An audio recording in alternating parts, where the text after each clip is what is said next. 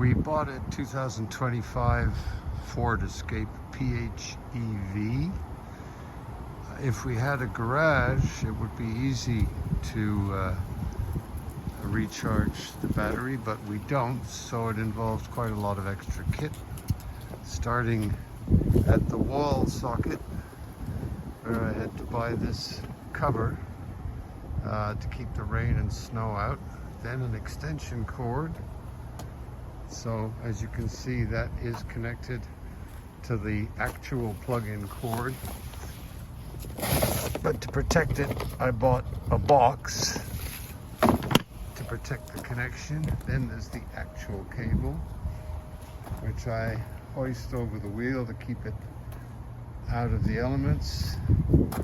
And then it's connected to the car, but you don't see that because I had to get a cover, a kind of a sock, which is magnetic. And Ford itself gives you a cover for the door, which is equipped with Velcro, quite aggressive Velcro, as you can hear. And that protects the door.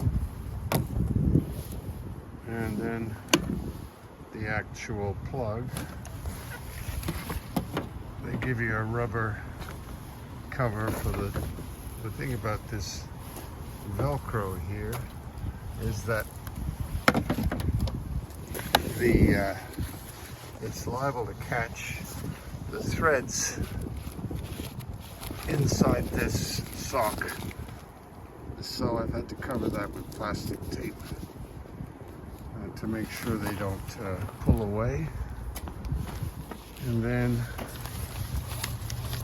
I got to pack all this stuff up and put it in a bin. So I found this one is the right kind of size, and I keep a towel to wipe off the cords and 2 bags to store them in separately. So as you can see, it's not convenient, but the main problem is that when you've done all that, you get about 26 kilometers of range on a full charge. That's because it's winter here in Canada. I believe they have winter in the United States as well. And they say you get more than 40 kilometers. Well, that's a dream. That's dreaming in color. The winter knocks a lot of range off of that. Good luck with 40 kilometers or 50. It's more like 26. Still, I'm pleased with the car overall.